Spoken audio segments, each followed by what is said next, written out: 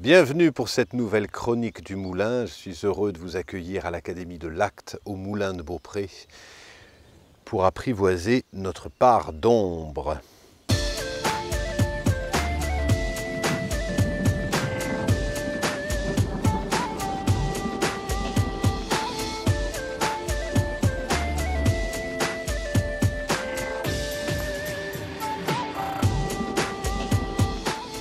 Je suis très heureux de vous accueillir et bienvenue sur cette chaîne YouTube.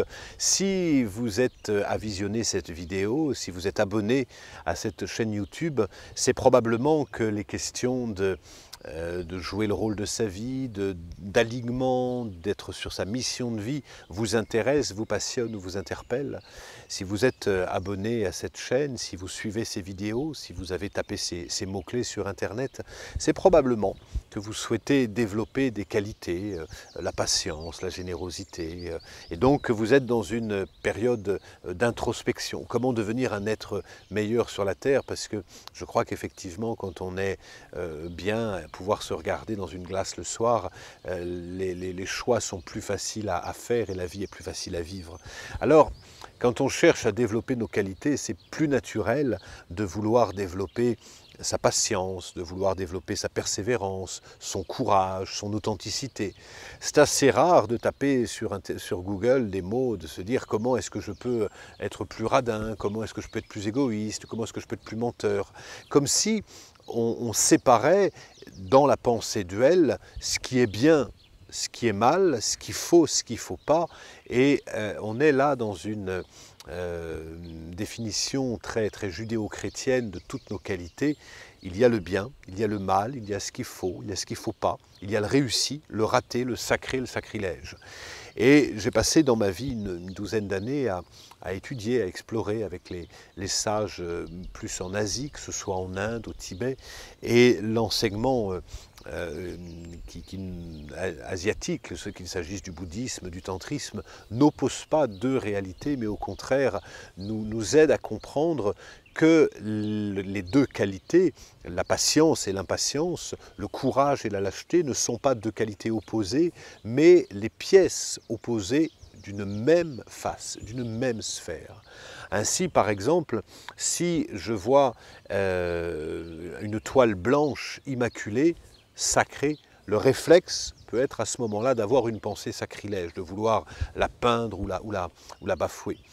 De la même façon, si je vois quelqu'un faire pipi sur une église, je peux être amené à vouloir le pousser ici parce que le sacrilège amène le sacré. Et pour la pensée non duelle, ces deux opposés ne sont pas justement à séparer, mais comprendre la source de l'un pour enrichir l'autre.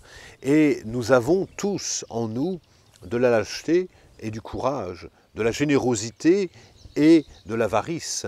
Et vouloir être l'un et pas l'autre, ça serait avoir une position complètement mortifère. Et souvent dans l'exploration du développement personnel ou dans la transformation de soi, on voudrait oublier une partie de soi. Et cette partie de soi, qu'on appelle son ombre, on a tendance souvent à la mettre de côté. J'ai plaisir avec vous à parler de l'ombre. Vous avez remarqué à chaque fois que nous choisissons un jour pour tourner une vidéo au Moulin de Beaupré, nous avons un temps magnifique.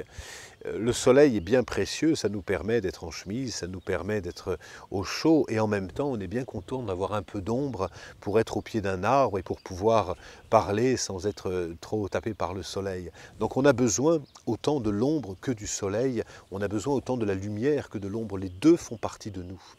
Et si on ne reconnaît pas son ombre, le réflexe, elle va être de la projeter sur l'autre. Et comme je ne reconnais pas ma propre lâcheté, je vais avoir tendance à ne pas supporter les gens lâches.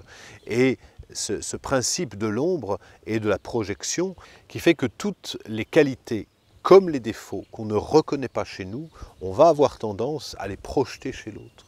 On va projeter notre ombre en se plaignant que celui-ci est égoïste, que celui-ci est lâche, que celui-ci est un manipulateur, que celui-ci est un pervers narcissique, etc. Mais si nous-mêmes, nous sommes dans la clarté, nous sommes dans l'alignement, nous ne pouvons pas être manipulés. Donc on n'a pas besoin de craindre le manipulateur si nous-mêmes, nous sommes dans notre clarté. La meilleure façon de reconnaître sa véritable lumière, c'est de reconnaître autant ces parts d'ombre que ces parties lumineuses, et d'avoir une relation plus affective et plus apaisée avec soi. Quand j'ai commencé la méditation nous aide dans un premier temps à être plus calme, plus détendu. Et pour ma part, j'étais vraiment très tendu, j'avais les épaules rigides, j'avais le dos rigide. Et je ne supportais pas de méditer autant et d'être aussi rigide, aussi tendu. Et plus je me disais, arrête d'être rigide, arrête d'être tendu, plus ça se crispait. Et plus les années passaient, je me disais, c'est pas possible, ça fait 5 ans que je médite et je suis toujours encore aussi rigide et aussi tendu. Un jour, j'ai eu un déclic, je me suis dit, mais je suis tendu, et c'est ok. Et je vais devenir un méditant tendu. Et à partir du moment où j'ai accepté d'être un méditant tendu, il y a quelque chose qui s'est détendu à travers moi, naturellement et sans effort. Et tout ce qu'on reconnaît naturellement en nous, le fait de reconnaître, d'avoir une propension à être généreux, et en même temps d'être avare sur un autre endroit, dès qu'on reconnaît ça, ça se détend. Et si on le détend, à ce moment-là, on n'a plus besoin de le projeter sur l'autre. Et ce qu'on projette sur l'autre, c'est autant nos défauts que nos qualités.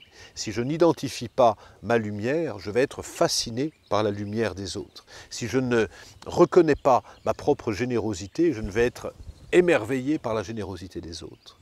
Mais reconnaître son ombre et sa lumière, c'est la meilleure façon de reconnaître son humanité. Jung nous disait « Ne cherchez pas à être parfait, soyez complet ».